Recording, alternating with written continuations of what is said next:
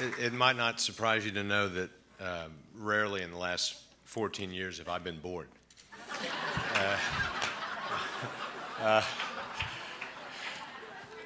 But I can tell you always in the last 14 years I have been in love.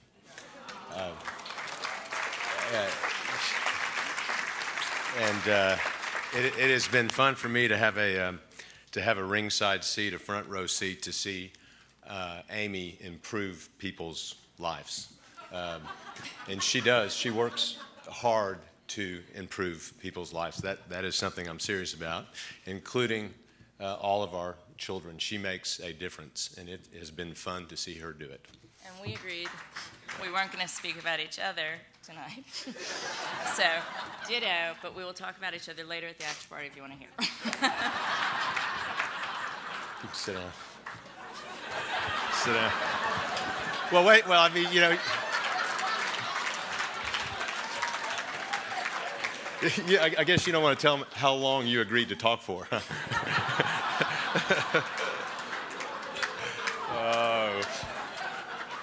We're going to talk about that at the after party, too.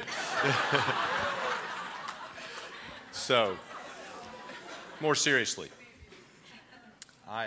well, first, I think that Steve Adler describes the work of the ADL beautifully.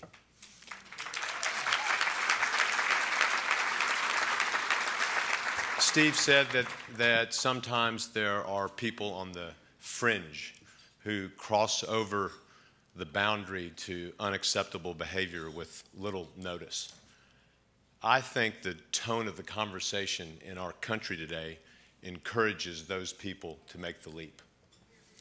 The dialogue among people from all over the political spectrum is intolerant and it is belligerent. Presidents of both of our political parties have been compared to Hitler. Senators who are known for being cordial to each other tear each other apart on the Senate floor.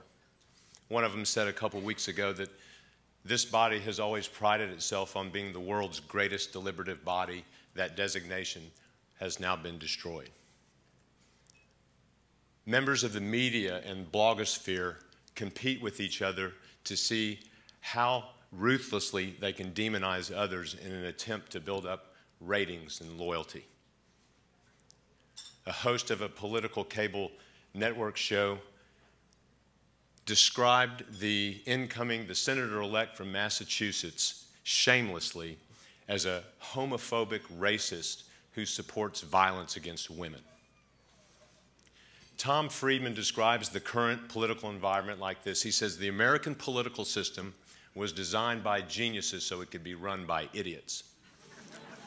But a cocktail of political and technological trends have emerged during the last decade that are making it possible for idiots of all political stripes to overwhelm and paralyze the genius of our system. And our system is being paralyzed by this behavior. It cheats Americans because it distracts us from focusing on problems that really matter, that matter to each and every one of us, regardless of which lever we pull in the voting booth. And Steve, you are right. We have learned from history the consequences of indifference to this type of behavior. In fact, recent history. Last March, 3 Americans traveled to Uganda and gave a series of talks to thousands about their perspective on homosexuality. They talked about how to make gay people straight and how the gay movement is an evil institution whose objective is to instill a culture of sexual promiscuity. 1 month later, a Ugandan legislator who boasted of having ties to people in the American government introduced a bill that called for the death sentence for anybody who practices homosexual behavior. I've thought about the level of contempt in this country for a number of months now, maybe because I'm spending more time myself talking about issues and talking about ideas, but also because I think that I know at times in the past my own behavior has contributed to the problem. And I am committed to be more productive in the future And so I just want to share just a couple things with you that I think about consciously as I'm out there thinking and talking with people about these issues. The first thing that I think about is something that Irving Kristol said. Irving Kristol was a great, unabashedly neoconservative intellectual who died last year, and he said, "There are no benefits without cost in human affairs." And so there is no idea so true or movement so pure that it doesn't require scrutiny. There is no position in this fallen world, he said, without flaws. And so Karen Gross earlier tonight alluded to the legislation last year to expand the definition of federal hate crimes to include crimes committed against people because of their sexual orientation. I supported that legislation. The leading opponent to the legislation in the House of Representatives warned that if it became law, it might preclude some people from freely expressing their views on homosexuality for fear that they may later be linked to assaults. So the benefit to me was I felt like somebody who got attacked just because they were gay deserved an extra level of protection from the federal government.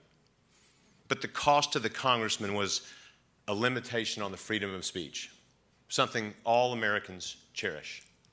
There are people in this room that agree with me, and there are people in this room that agree with the congressman. Both of our views are legitimate, and neither of us deserves to be demonized for our positions. Speaking of demonizing others, it doesn't solve problems. It reduces the number of people that want to work on solutions. Abraham Lincoln said, "It is the nature of man, when told that he should be shunned and condemned and despised as the author of all vice in the land, to retreat within himself, close all avenues to his heart and his head."